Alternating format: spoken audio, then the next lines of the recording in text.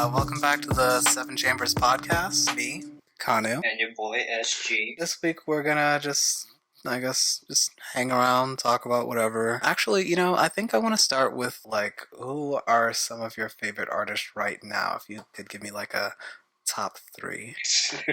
Alright, just an actual top three, and not just plugging people like I did last time. Mm-hmm. Let's see here. One that immediately comes to mind is definitely, well, and I don't know specific order, but definitely one that comes to mind is I want to say Conway the Machine from the Griselda crew. Okay. Definitely him. Because with him, he's more so. Again, you get more of the grimy stuff, from that you get from like a West Side or a Benny, but his latest release, which was from A King to a God, I don't know it for him. We're pretty much hearing more emotion out of him through that album, and getting to learn a bit more about what's going on in his life at the moment, because you have to deal with passing of sad mentor of his. That's sad. Rest in peace, DJ Shay. Rest in peace. I can't say I'm familiar with either of them, but it's a sad situation to hear when someone passes away. I am interested in hearing Conway the Machine, because you said he has like a grimy feel to him, and I do like that. Who you got for number two? Number two. Again, this is not in any order. Definitely Freddie Gibbs. Yes, because he's definitely a good year this round. This year, and I think last year, because that's when he released Bandana. Don't write me off on that. Nah, I think it was. But yeah, after Bandana, he went straight from that to Alfredo, which he did with the producer Alchemist. It was amazing.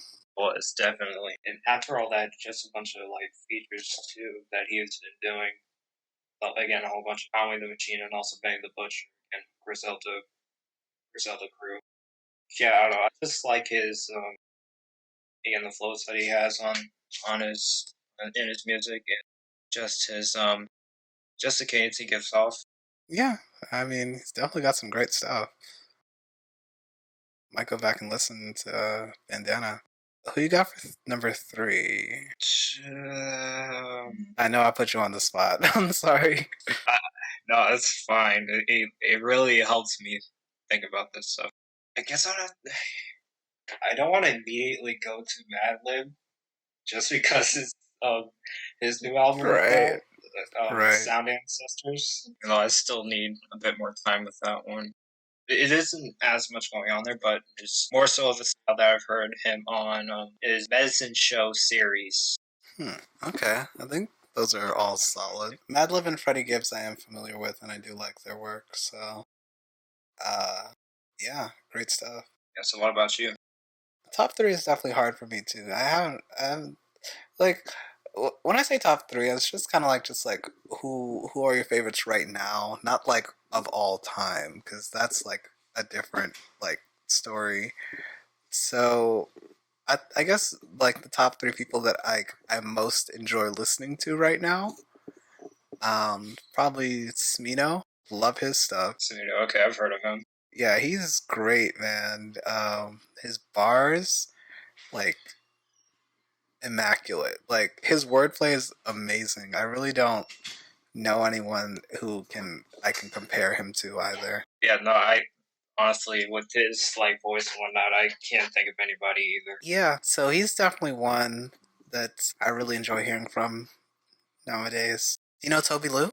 Yeah, I think we had a conversation about him, like a short conversation. Yeah, I really like his stuff. It's like, I don't know, the feel and vibe that I get from everything from Toby Lou is just so happy and just like vibey. It's like really cool, and he's not.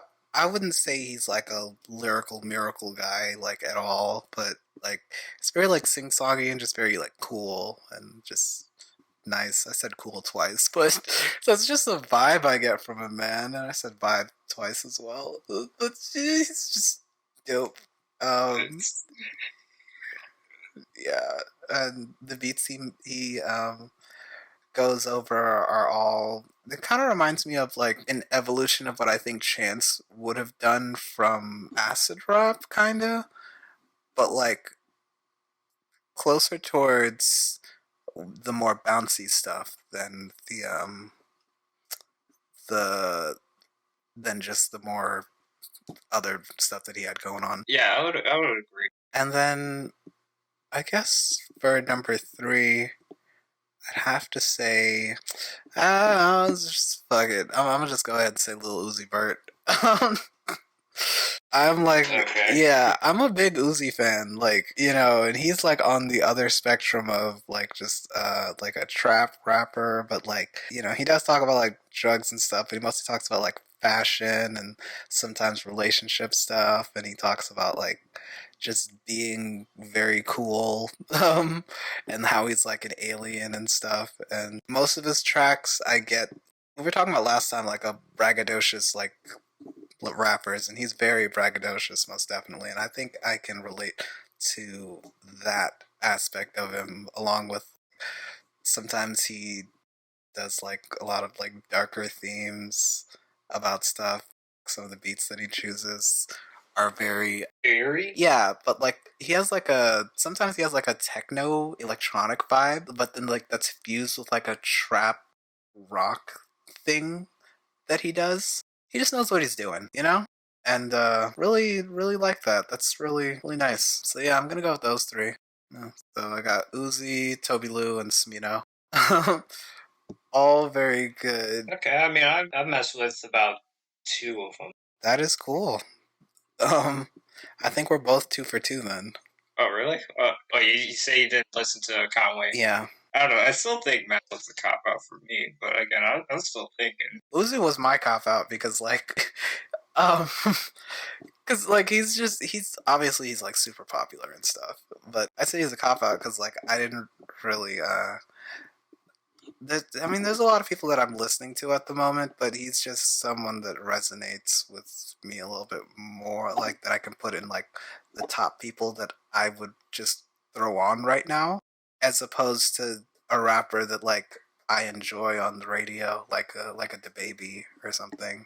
Yeah, no, I get you. Speaking about DaBaby, you know what I don't understand about the haters out there who don't like DaBaby? It's like the him like rapping with the same flow. Cause yeah, he does. But if it ain't broke, you don't gotta fix it. You know what I'm saying? Yeah, he does use the same flow a lot, but like it's hot. Why would he like do something else? How do you feel about that? It's been a minute since I've actually listened to more so of his recent songs. Honestly, from the songs I have listened to again, he hasn't really I don't want to say well actually no he has changed up his flow on the few songs I have listened to, but I wouldn't say it's too much of a drastic change. No, I mean, he doesn't use the exact same cadence in every song. There's different BPMs and stuff and different pockets that he gets into, but the just generally, he's gonna do like a da da da da da da da da da da da instead of like a more varied version of whatever. And that's fine because I still think his lyrics are like all right, and I like his delivery because he's very confident in it, and you should be when your flow is that good. Um, and I don't hear that argument for other rappers, and which I think is weird because a lot of rappers do use a similar flow in most of their songs. Like I could name a few people, but I feel like that would be doing them a disservice. Um, just because the conversation is always around the baby. It's because he has such a signature like sound when he's on a track that you notice it and it does sound similar to like what he's done before. And I can say that about other people, but for some reason with those other people, they no one really catches on to it, or they don't like see that as a fault. And I think that's weird. Uh, well, I know only one trio from Atlanta that people can agree on. Amigos. Yes. They have pretty much been like doing that the same flow for like Yeah, the triplet flow with the ad lib in between. I will say, they do like switch it up sometimes with some beats, but like it is essentially the same thing. Which what no one's ever brought that up. Like it was the Migos flow and it was cool forever. Like no one's ever saw that as a fault, but with the baby they do, and I think that's not fair to him because he has a really good delivery as well. That's just all I wanted to say on that. You know, I think he has some good stuff out too. I think he kind honestly, I think no, it does. he got nominated for like 8 awards last year and he didn't win shit. And I thought that was fucked up because like I think he deserved at least one or two of those. Dang. No, if anything, at least he got nominated. At least he got. I would feel insulted if you nominate me for 8 different awards and I didn't get one. Like, why'd I even show up? Like, what is this? Y'all just put my name up there to disrespect me at that point. Like, come on. It is a lot, but I don't know. I don't know if I'll be in that same boat. But, you know. Probably not. It's what it is, I guess. But on a actually on a again on the other topic, anime wise, Yeah. I just want to talk about just one in particular that been been somewhat just I don't know. I've just been rewatching it lately, but just because I have been catching up on my seasonal anime, but Yeah. I don't know. It was something in my childhood that I wanted to visit again, and I just want to give my take on it. Sure. Go for it.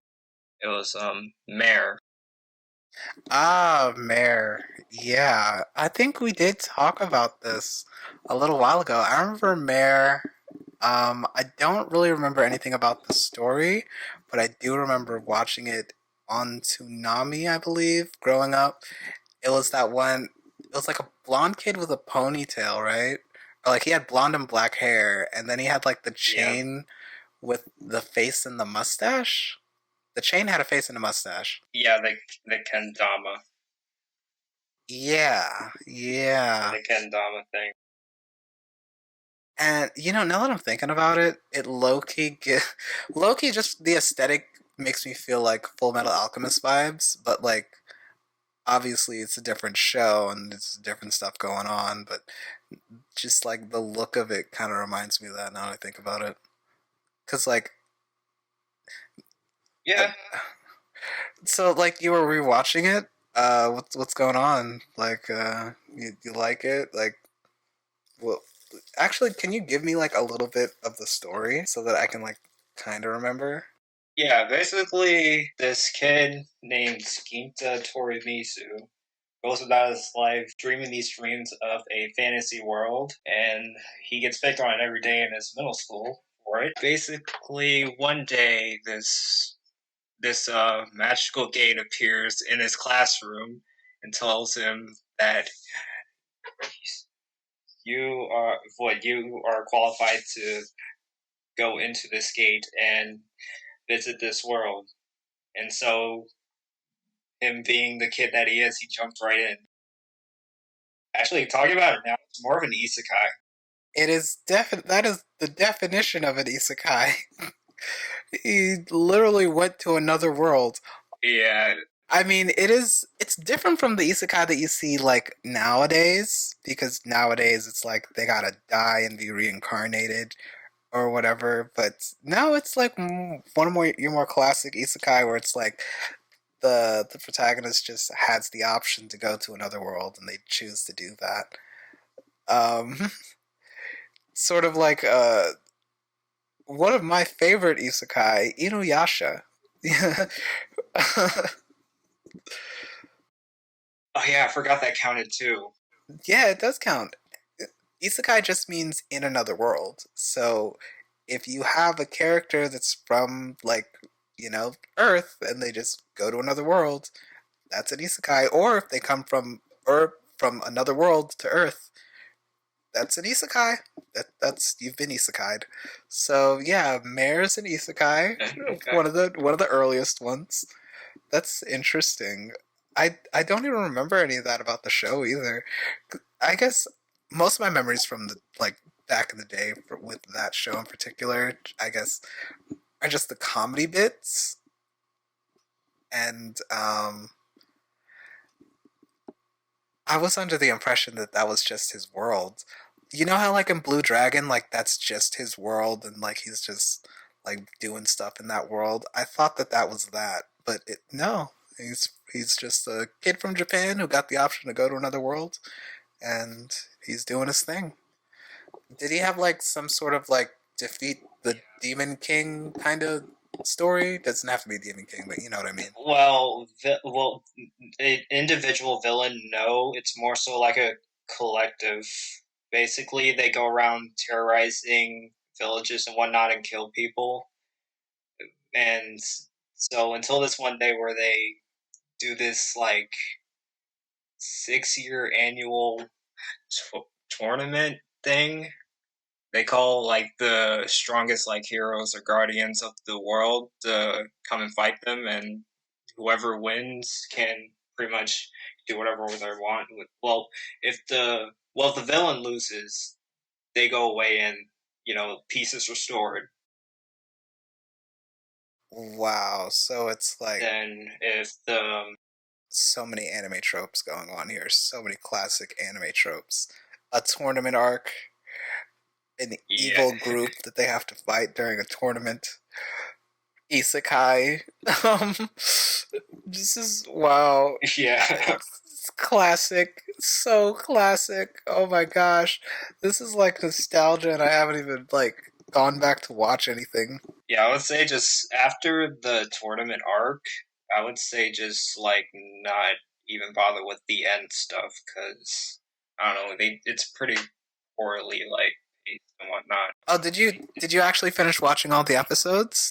Yeah, up till the tournament arc ending, and that's where like the animation does not take a dip. How many episodes did you watch? It ended on like episode 79. 79. Wow. Yeah, Yeah, I can't make that kind of commitment right now.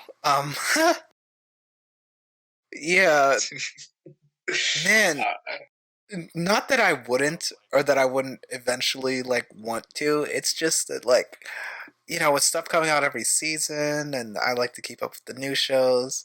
And then also there's a bunch of old shows that I want to watch too. But I remember back in the day, like early 2000s, 90s, even the 80s really, shonen just were these continually like long ass shows, like 70 episodes, 100 episodes, two, three, 400 episodes. Like yes, that's a huge commitment. And it worked back then when it was like on TV and you could sit down and watch it every week and you just had time to just they fit it into a schedule and you could just go and do that. But like nowadays, streaming and you can watch stuff when you want. It's harder for me to like make the commitment to want to sit down and watch a show that's like 100 episodes than it is for me to like sit down and watch a good 24 episode series. You know what I mean? that's where you and me are not alike. There, sort of. Explain it. Let's go.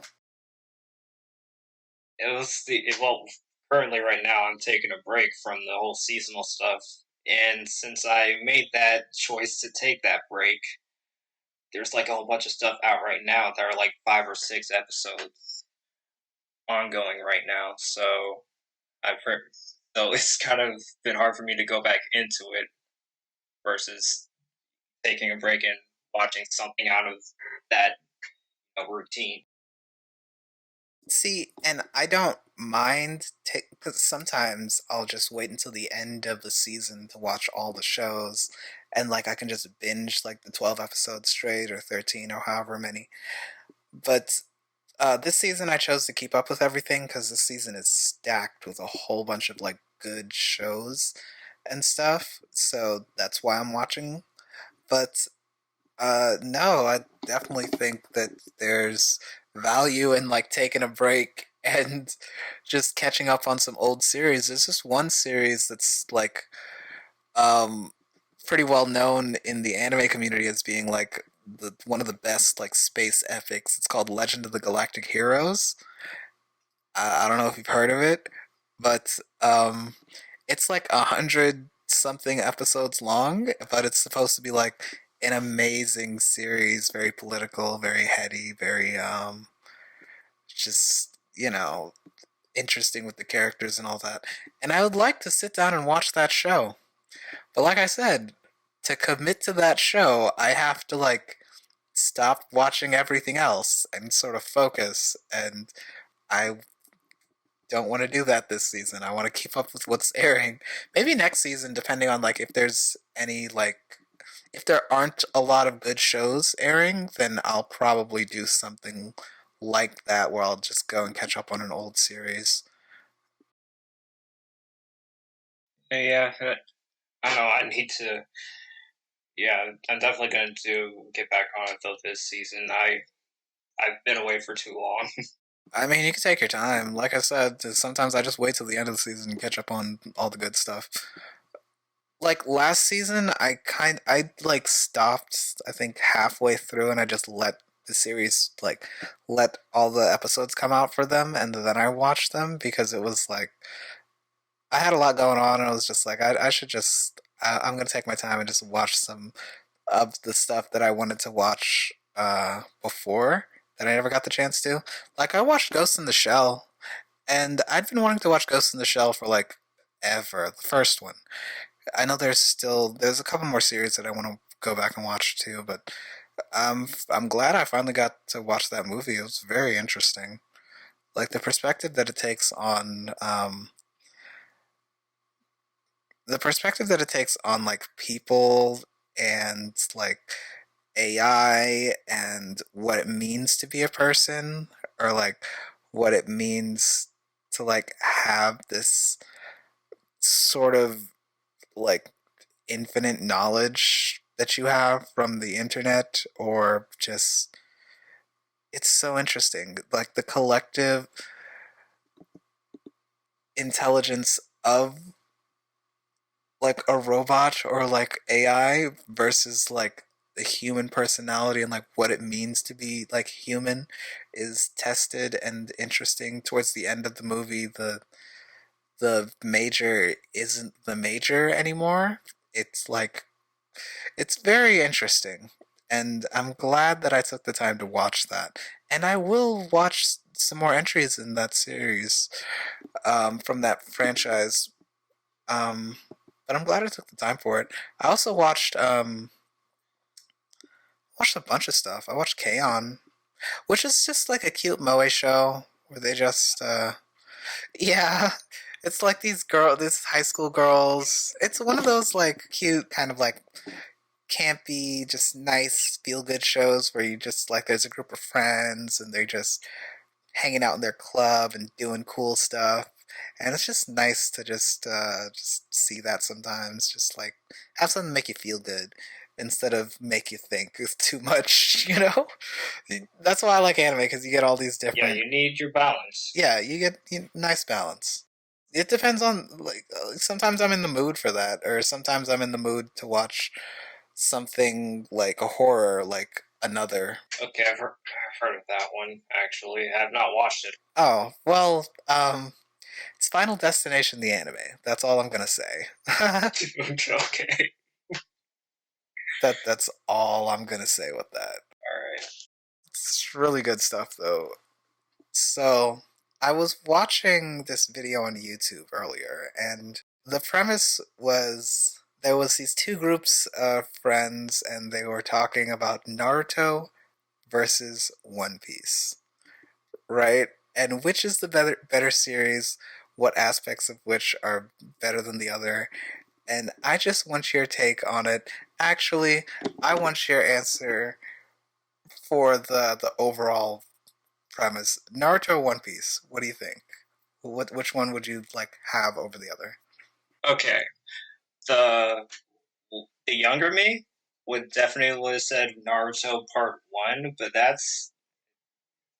well, when we were having this conversation before, we were talking more so about the strength of the characters in each series, which in terms of it being like the better series, that really doesn't matter in my opinion. Yeah, no, I got it. Like I said, yeah. As I grew up, I started seeing more of the flaws in one of them, definitely. But as I was introduced to another series, I don't know. I got to see more of well, the pretty much like how much information was put into it, how much um Right.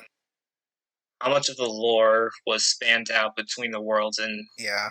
that really gives off to how long it actually is. I would say my favorite right now is One Piece. Yeah, yeah, I'm right there with you. I think definitely a younger me would have said Naruto as well, but just going through both series now as One Piece still isn't over, but that's all right. But Naruto is, and I think we have enough of One Piece that we can like judge it. And I would say I like One Piece more. Not to say Naruto's a bad series or anything. It's an amazing series. Definitely belongs in the big three. Like at some of the best shonen that you're going to see out there, but or read. Um, Yeah, but I will say that One Piece just does a better job with world building, with the characters and their backstory, with the creativity of the designs and stuff, the character designs and all of that, and the actual story, like the plot is personally I think more interesting. It's like the ultimate adventure series, really, at least from my perspective. And Naruto doesn't have all of those things in the bag that One Piece does. it doesn't. Like It in really doesn't. Naruto, you can definitely say that there's yeah. In Naruto, you can definitely say there's a lot of character development in that Naruto episode one, part one, is a different character at the end of the series.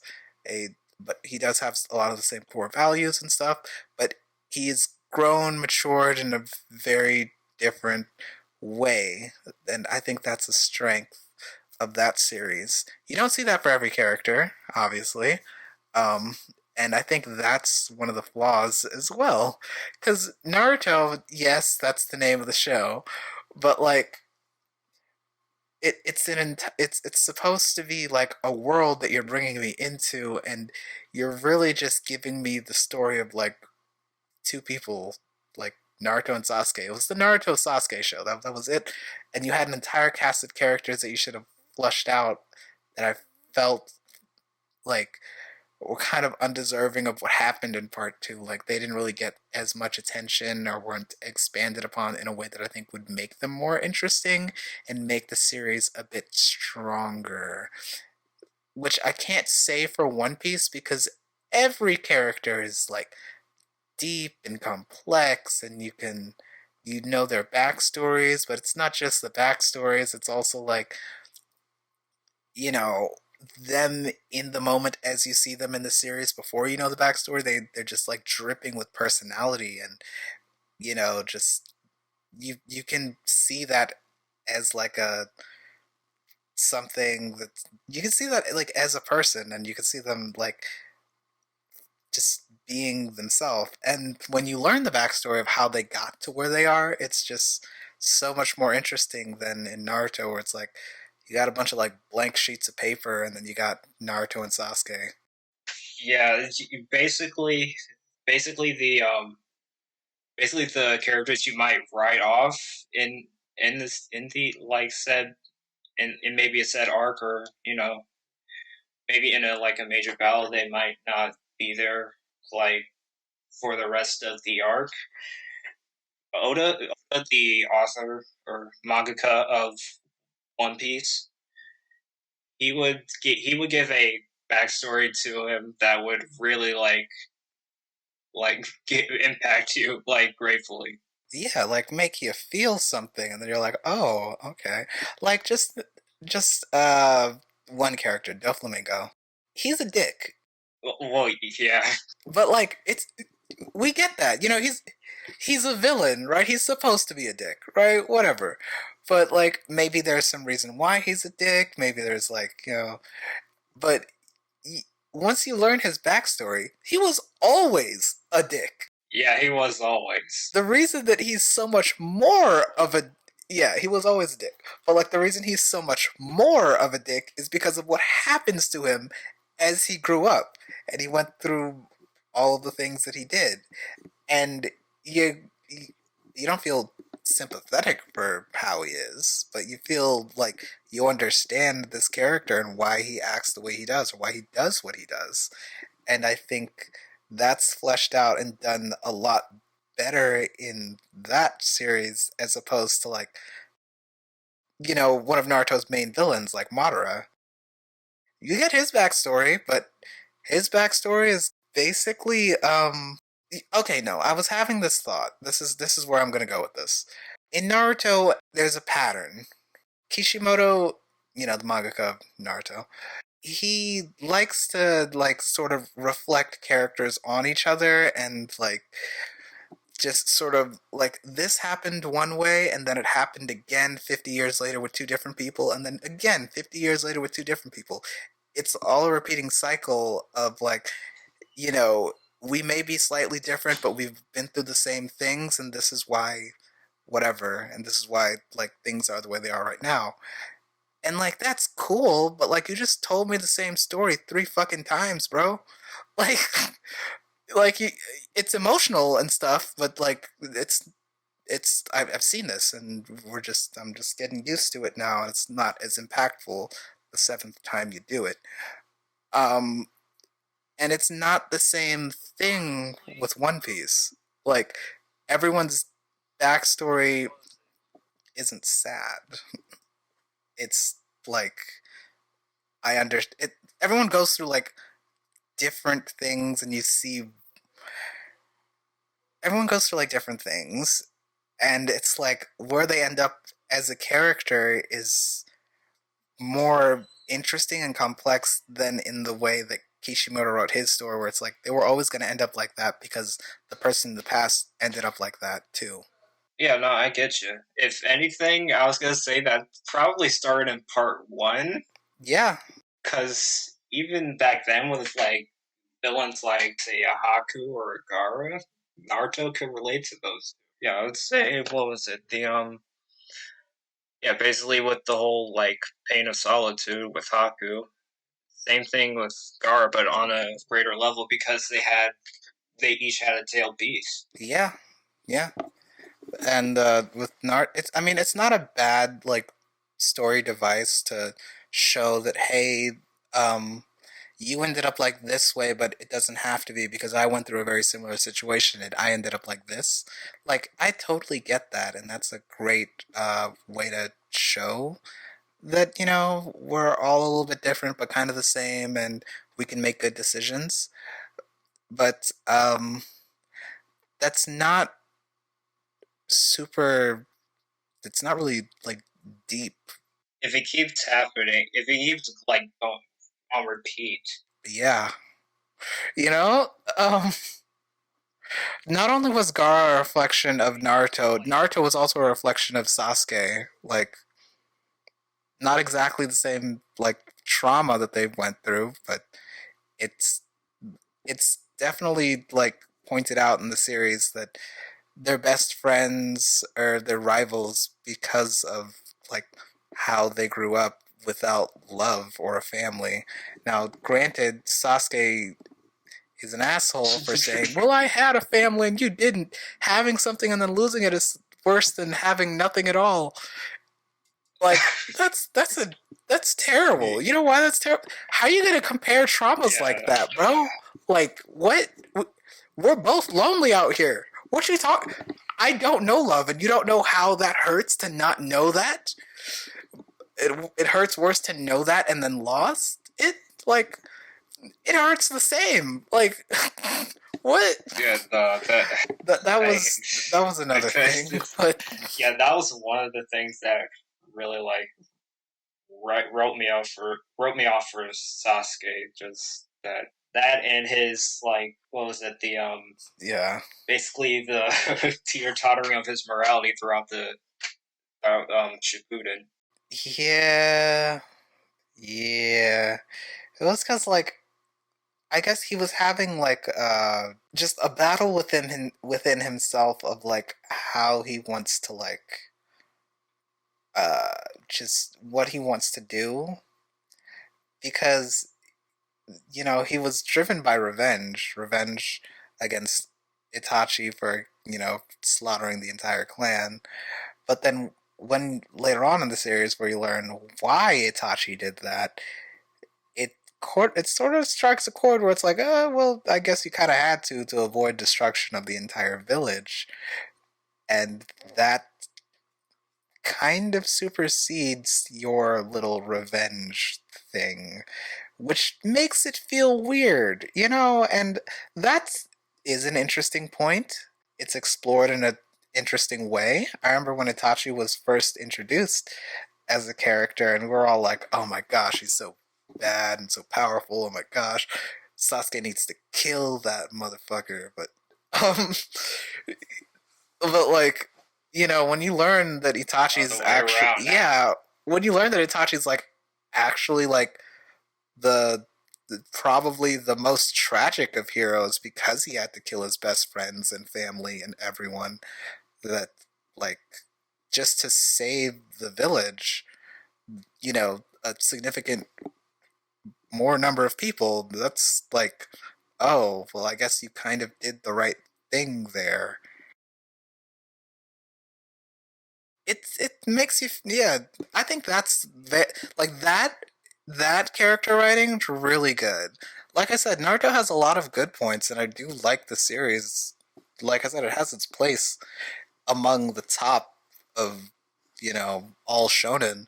But compared to like a One Piece, it just One Piece hits different, man. Like One Piece definitely hits different. It does. You can't compare the two if you ask me. Yeah, like you like them for different aspects, but generally speaking, if I had to choose one over the other, it would be One Piece. Yeah, and I would have to agree. Yeah, I guess that's all I really wanted to talk about with that because I was just thinking about it earlier, and because I watched that video, and I was just like, I mean, they're pulling up some good points about Naruto, but it's hard for me to like really defend it when it has the flaws that we talked about, and just compared to like this other series that's does have its flaws. I will say, I can't talk bad about Naruto this whole time. So I'm gonna just say this about One Piece. The character development is Luffy's not exactly the same, but pretty much the same episode 1 to episode 900. Like he's pretty much the same, like the entire series, and a that's not really a bad thing. Bad because like I do like him as a character, and you do know how he's gonna react in certain situations, and you do like when Luffy's serious, he's serious, but like when he's joking, he's joking, and that's cool and all. But like it is odd that he's been through all of these different things, and all he's really learned to do is just calm down a little bit and just be serious when he absolutely needs to be, but still be like joking. You know, it's just. But he also does that in the beginning of the series as well. So it's like Luffy's been the same like the entire time, and I don't think that's okay. But like, it's like I still love him. Do you understand what I'm trying to get at? Can you like expand on it for a bit? Yeah, I get. I almost well, I want to say I almost completely understand you, except for the one thing that impacted him the most. It, his experience with loss with Ace. I think that pretty much gave him like some form of development as far as like how to like seriously when it comes to like certain things because we just recently like Ace was brought back up in the current arc right now, Wano, and and when Luffy, well, when a certain character in Wano brings him back up because they don't know what's happening outside of Wano because it's basically like socially like isolated from the rest of the world. Basically, Luffy pretty much you can see at that point Luffy came to terms with Ace's loss, Yeah, and he pretty much had to, you know, tell them the news about what happened to Ace. And again, he had a serious face on him, no joking around or anything like that. But again, yeah, well, but I would say that's the only thing that I guess that really stuck with me about Luffy's character that gave him some sort of change. Yeah, as far as like other aspects, as far as like development, I would have to agree with you on everything else. Yeah, because he's been the same character from like the beginning of the series. I guess one. Well, I guess I would say one person that needs development aside from Luffy, I would say definitely is Usopp. I would definitely say Usopp, just because I would definitely say he needs like not to be as much of a coward as he was, previously in the series. If anything, I mean, he can still have that cowardice like trait, like maybe like in his mind, he can like he can pretty much like he can. He can still be like a coward. Like he still have those mental thoughts about like, oh crap, I'm gonna die, or something like that. But I would think that he would have at least a bit more bravery than what he showed, like pre time skip. But as far as like other characters like that, definitely Sanji. As far as like his like approach to women, because at this point he's gonna run into more female characters that he's gonna have to fight, and I don't know if he can keep up this whole chivalry, code forever.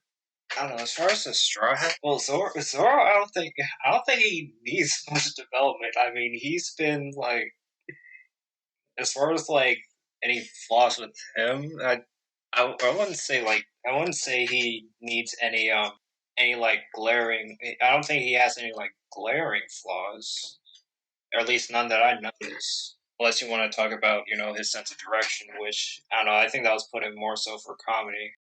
Nami, I mean, I have my own opinion on Nami, but as far as like development goes, she's okay, I guess. She pretty much holds up the crew as far as like getting their acts together and whatnot. She's pretty much the mom of the group, or the older sister, I guess. Robin, I would say she would need some. I think she would need at least bit more attention. I mean, I could be saying that just as a fanboy, but it's true. I don't know. I don't know. I feel like she wasn't given as much like screen time, and I'm not. I don't mean as much as like fights or anything like that, but just screen time in the post time skip versus free. Chopper, I don't care about. I'm sorry, Chopper fans, but I don't care about him. okay, so yes, I totally agree with everyone you said pretty much. Um uh, Chopper's fine. He doesn't need to change. He's a good boy. Nami, I honestly don't care about him. there's not too much to say about Nami. I don't know. They don't really change. None of them really change, and that's not like a super bad thing. But I don't think that that's a strong point in like the writing of One Piece.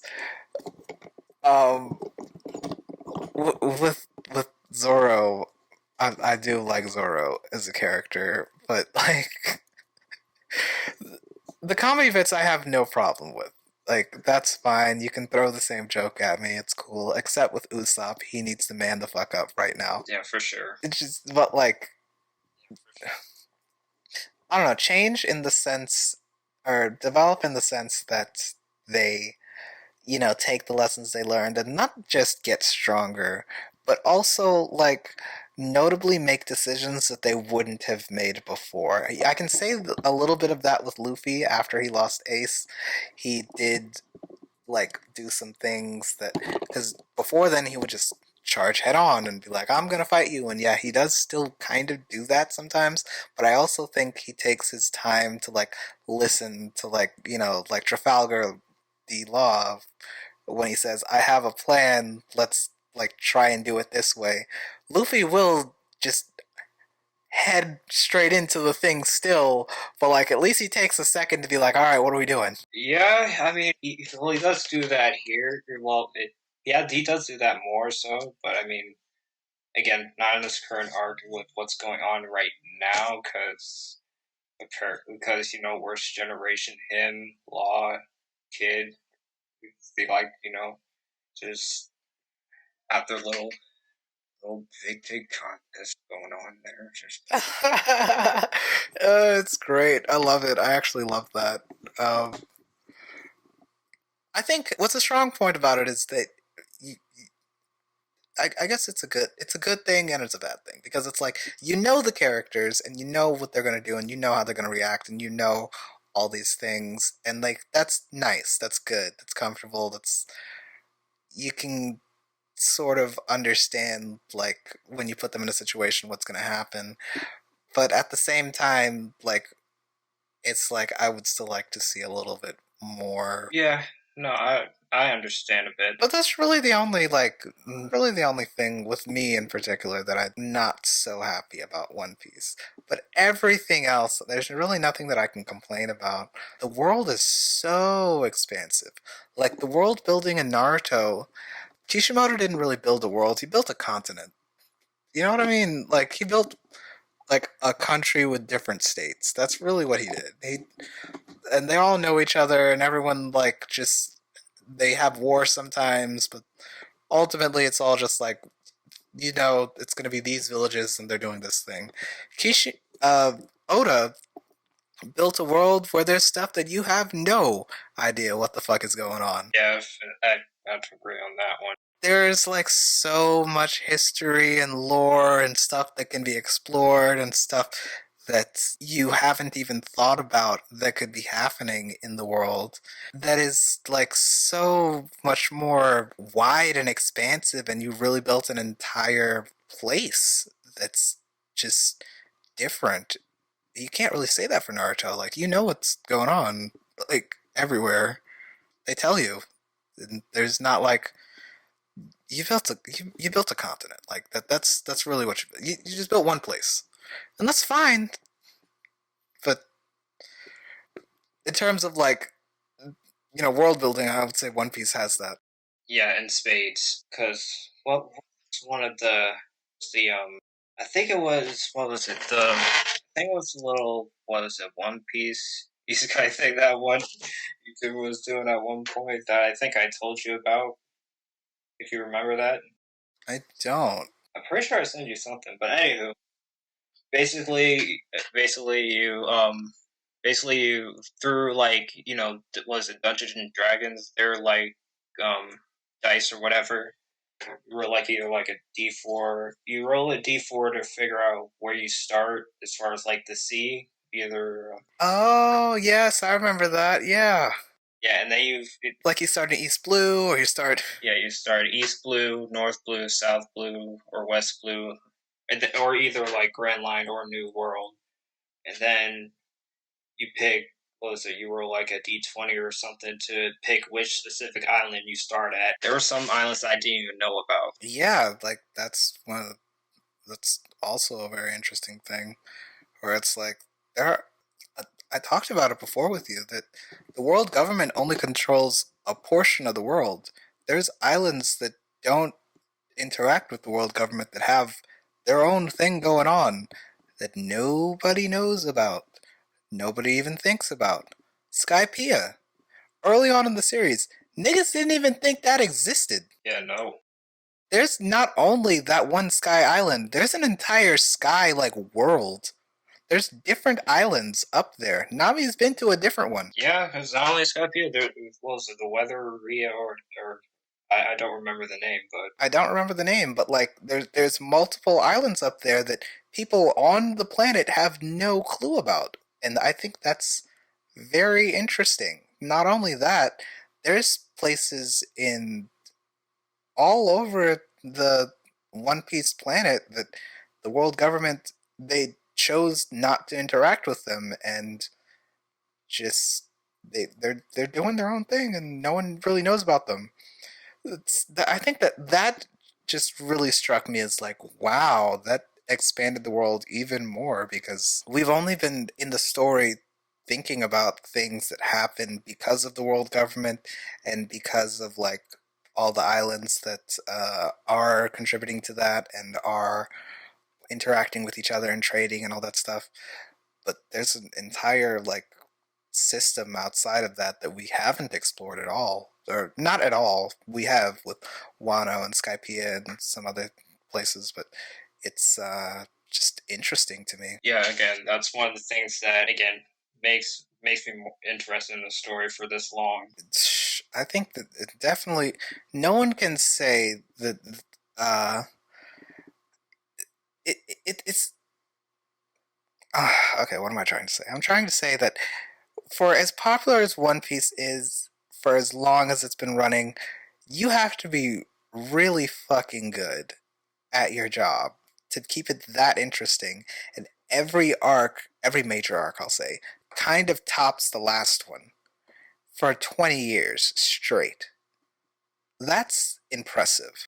Definitely, because the shoot again, 1,000 chapters now. Yeah, 1,000 chapters. When I took the time to actually get into this series like 4 years ago, I didn't like expect for me to get to this point in terms of like it being this long. Yeah, no, I mean, obviously, I've been aware of One Piece since I was a kid, watching it on Toonami.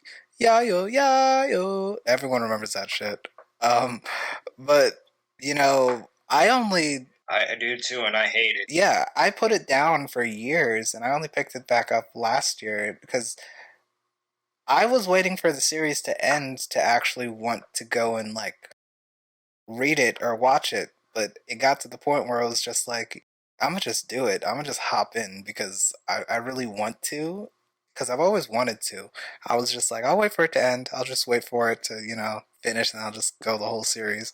But it was just like, this shit's probably not gonna end anytime soon, so I might as well just, just go ahead and do that. So I did, and I read how it took me like what, a month and a half? A month and a half to read 960 chapters, I believe, and I've just been keeping up with it week by week since then. And yeah, I do not regret that. I binged the whole thing and it was amazing.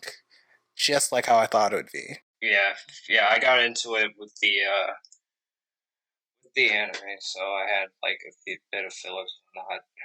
But again, the ride was again sort of similar with me, but I definitely enjoyed the ride and the continuous ride going on now. Definitely.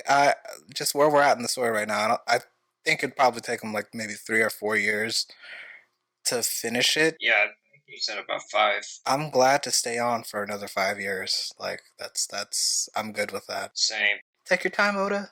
No rush. So yeah, we've been gushing over One Piece for like a little while now, but um, yeah, I think that's a good spot to like end it, man. Yeah, Yeah, yeah, because it was a bit late, but we had to at least give you guys a bit more than what we did last time.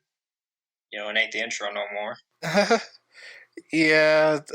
Last time our mics cut off at around like 40 minutes or so, and I did want this to be like an hour long podcast. I think we went a little bit over an hour, maybe like 20 minutes. That's okay. That's whatever. Extra content for you guys.